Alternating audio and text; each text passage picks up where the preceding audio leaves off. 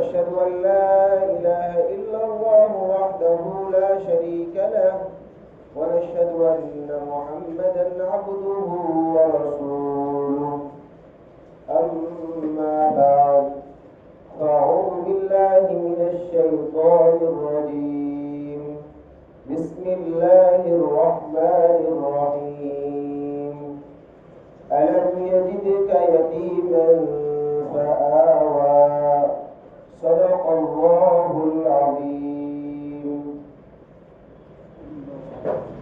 محترم سامعین کرام اور معزز ساتھیوں، آج کا جو موضوع ہے وہ موضوع سیرت خاتم النبیین صلی اللہ علیہ وسلم کا ہے. تو آپ تمام حضرات ایک مرتبہ ہمارے اور آپ کے آقا جناب محمد رسول اللہ صلی اللہ علیہ وسلم پر درود شریف پڑھ لیں. اللہم صلی علی سیدنا محمد وعلی آلہ وسلم. تو سامعین کرام، اس دنیا کے اندر جتنے بھی انبیاء کرام علیہ الصلوۃ والسلام تشریف لائے،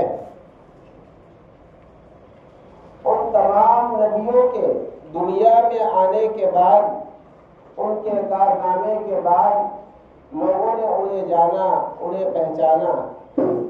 لیکن جب ہمارے اور آپ کے آقا جناب محمد رسول اللہ صلی اللہ علیہ وسلم کی باری آئی تو آپ علیہ الصلوۃ والسلام کو اللہ تبارک و تعالیٰ نے ہزاروں سال پہلے سے آپ کے آنے کا تذکرہ اللہ تبارک و تعالیٰ نے جو پچھلی کتابیں تھیں اس کے اندر ذکر کرنا شروع کر دیا. ہم دیکھیں کہ عالم ارواح کے اندر جب اللہ تبارک و تعالیٰ نے اور نبی کو نبوت دینے کا فیصلہ کیا، اسی وقت سے ہمارے اور آپ کے آقا جناب محمد رسول اللہ صلی اللہ علیہ وسلم کا تذکرہ شروع ہو گیا. ذرا ہم دیکھیں کہ آقا علیہ الصلوۃ والسلام کا تذکرہ ان کے آنے سے پہلے جو کتابیں آئی، جو دیگر نبیوں کو دی گئی، تورات، انجیل، زبور، ان تمام کتابوں کے اندر آقا علیہ الصلوۃ والسلام کا تذکرہ ملتا ہے.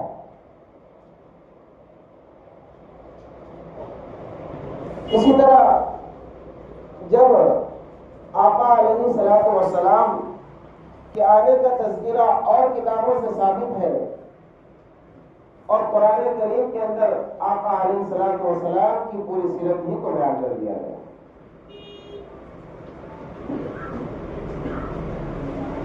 انہی کے اندر آپ صلی اللہ علیہ وسلم کو جب اللہ تبارک و تعالیٰ نے نبوت عطا فرمائی، اس سے پہلے ہزاروں سال پہلے، کئی ہزاروں سال پہلے اللہ تبارک و تعالیٰ نے نبی کا تذکرہ اور نبیوں کے ذریعے ان کی امت کو بتانا شروع کر دیا.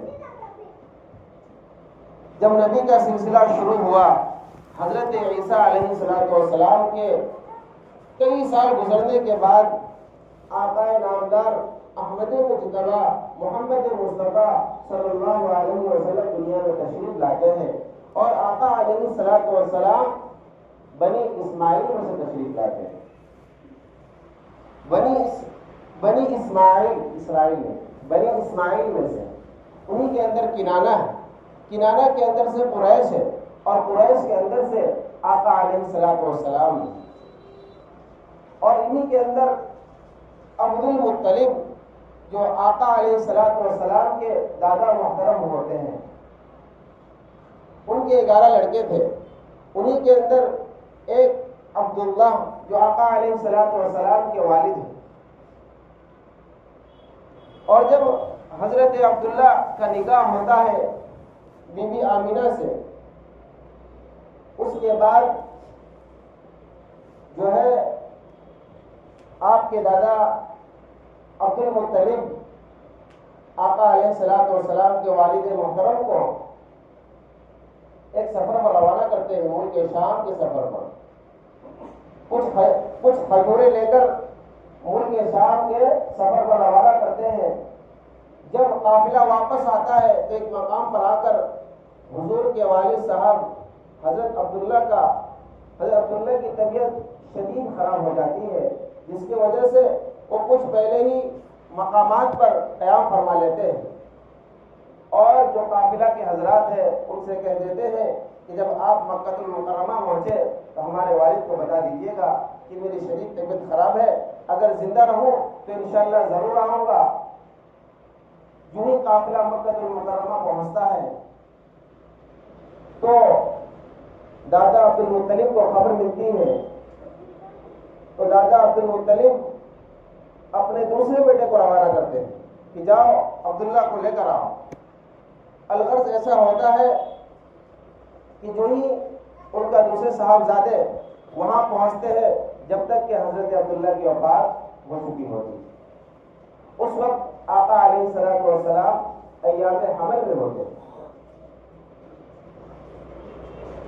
جب آقا علیہ الصلوۃ والسلام کی پیدائش ہوتی ہے اس وقت تک حضور کے والد کے انتقال ہوئے 2 مہینے ہو چکے ہوتے۔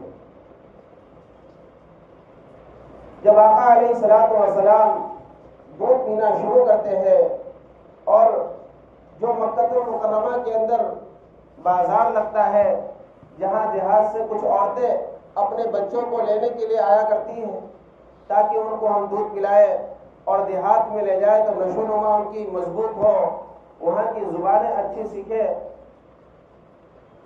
تو جس طرح رواج کے مطابق حضور کو بھی مکہ المکرمہ میں لے جایا گیا، تو بنو سعد قبیلے کی ایک عورت حلیمہ سعدیہ، بیوی حلیمہ سعدیہ، جو آقا علیہ الصلوۃ والسلام کو لینے کے لیے آئی۔ ایسے تو دیگر بہت ساری عورتیں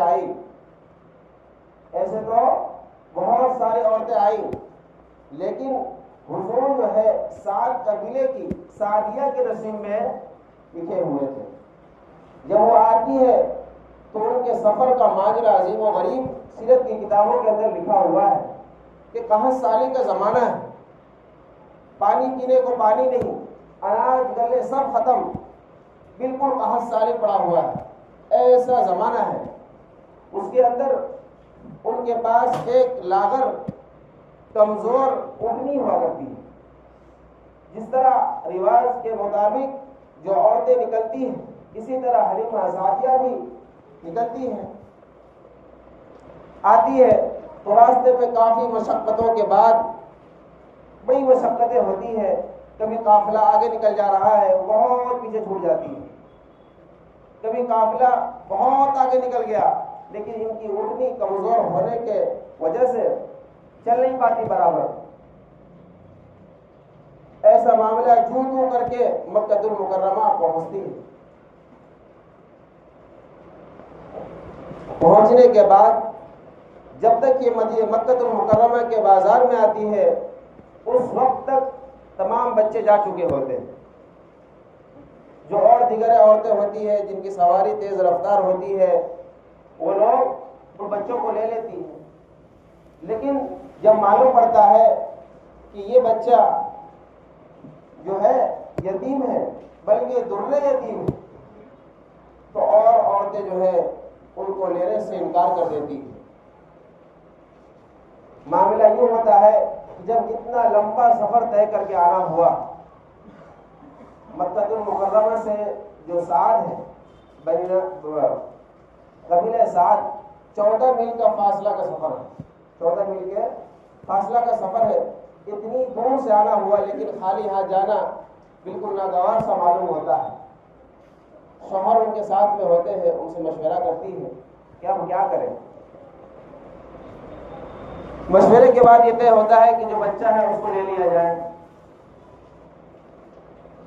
یوں ہی بچے کو اٹھانا تھا، کسی کو تو یہ معلوم نہیں کہ یہ جو بچہ ہے یہ سرور کائنات ہے، دنیا کا سردار ہے، یہ بات تو کسی کو معلوم نہیں تھی۔ یوں ہی بچے کو اٹھایا دودھ سے پستان لبریز ہو گئے. ایک ٹیلے پر بیٹھ کر سائڈ میں دودھ پلانا شروع کیا تو اتنے دودھ اترے کہ ان کے ساتھ ایک بچہ اور بھی تھا جو ان کا خود کا تھا. دونوں بچوں نے خوب سیر ہو کر دودھ پیا. اتنا دودھ ہوا. جو ہی سواری پر سوار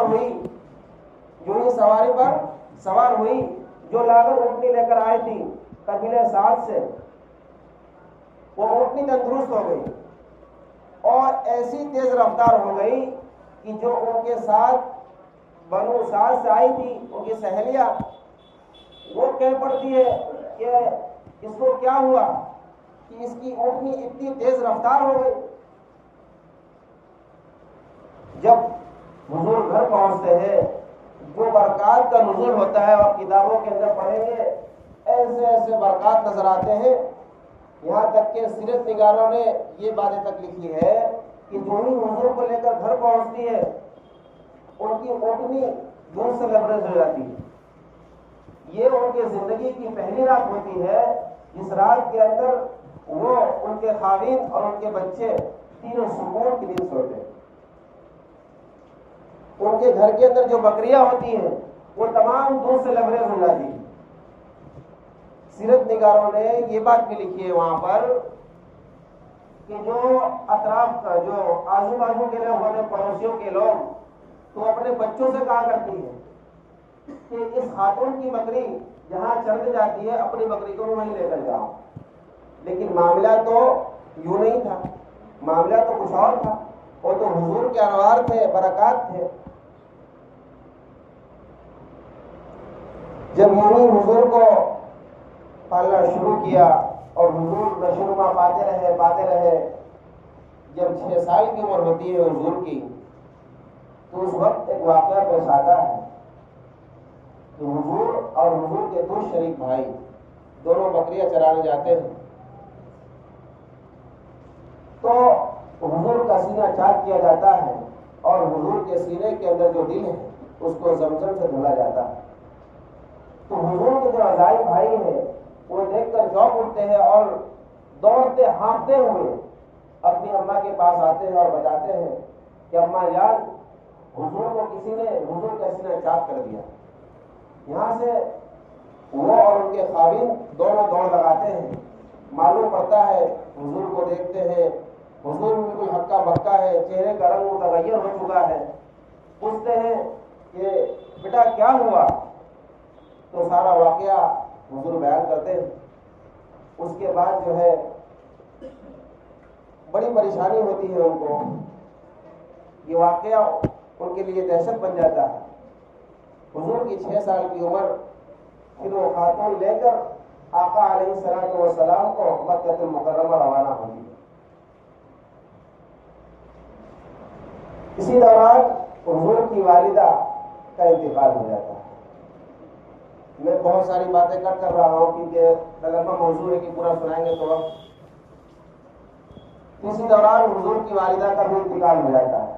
پہلے تو والد کا سایہ سر سے اٹھ گیا، پھر 6 سال کی عمر ہوئی تو والدہ کا سایہ سر سے اٹھ گیا. اب دادا عبد المطلب جو ہے وہ اپنے پوتے کو سنبھال رہے ہیں، بڑے ناز و پیار سے پالتے ہیں. بتاتے ہیں کتابوں کے اندر لکھا ہے کہ دادا عبد المطلب جو ہے اس وقت مکہ المکرمہ کے سردار تھے. حضور سے اتنی لگاؤ، اتنی محبت تھی کہ جہاں پر وہ خود بیٹھتے تھے اسی مسند پر سائڈ میں حضور کو بیٹھا دیا. بڑے ناز و پیار سے حضور کو پالا. کچھ سالوں بعد دادا عبد المطلب کا بھی انتقال ہو گیا. اس کے بعد چچا ابو طالب نے اپنی سرپرستی میں حضور کو رکھا. معاملات چلتے رہے. حضور کی عمر 15 سال ہوئی، 20 سال ہوئی، 23 سال ہوئی، 24 سال ہوئی، الغرض 25 سال کی عمر حضور کی ہوئی. اس وقت حضور کا بول بالا ہوا مکہ مکرمہ کے اندر کہ یہ جو نوجوان ہیں یہ صادق ہیں، یہ امین ہیں. ایسے ایسے القاب سے حضور کو پکارنا شروع ہو گیا مکہ مکرمہ کے اندر. اسی دوران ایک خاتون جو بڑی مالدار، مکہ المکرمہ کے اندر بڑے حسن نسب والی مالدار تاجر عورت تھی. انہوں نے حضور کو آفر کیا کہ بھائی آپ کے تو بڑے چرچے ہم نے سنے ہیں، اگر آپ ہمارا مال لے جائے اور فروخت کرے تو 2 گنا نفع دیں گے. ہم سب کو 1 دیتے ہیں، آپ کو 2 گنا دیں گے. حضور تیار ہو گئے اور ان کے ساتھ میں ایک غلام رکھا، میسرہ، اور اس کو بتایا کہ ان کی جو ہے ہر ایک بات آپ کو ماننی ہے، ان کے ہر ایک حکم آپ کو ماننا ہے. ہاں بالکل. اور یہ خلوت کے اندر، اکیلے کے اندر لوگوں کے ساتھ کیا معاملہ کرتے ہیں، جو سامنے جو گراہک ہوتے ہیں ان سے کس طرح معاملہ کرتے ہیں، تمام چیزوں کی نگرانی رکھنی ہے. کہا بالکل. قافلہ روانہ ہوا، حضور بھی چلے. حضور نے بہت منافع کمایا. جب وہاں سے واپس آتے ہیں، واپس آنے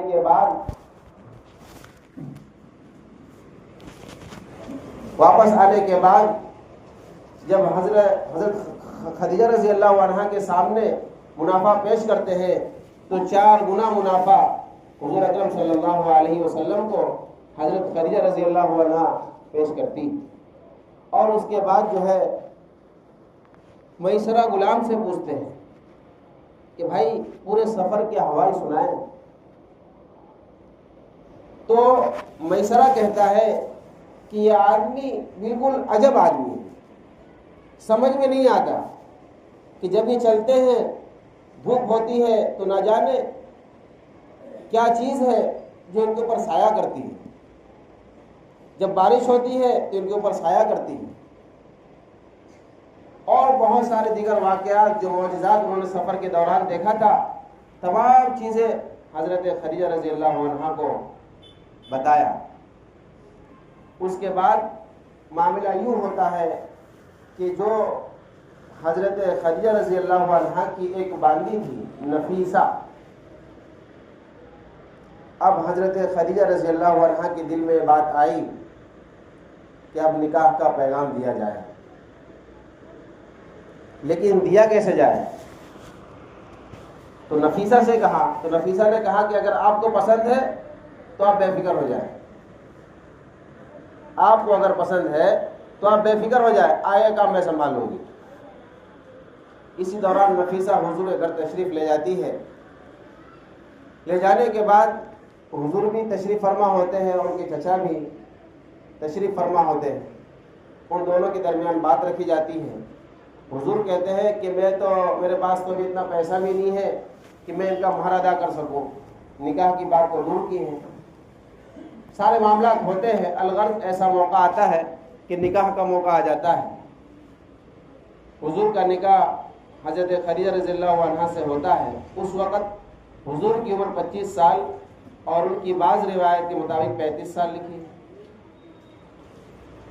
اب یہاں سے جو ہے حضور کے نکاح کے بعد اب نبوت کا سلسلہ شروع ہوتا ہے. جو وقت ہو چکا ہے، انشاءاللہ کبھی موقع رہا تو انشاءاللہ اس میں گفتگو ہوگی. وآخر دعوانا الحمدللہ رب العالمین.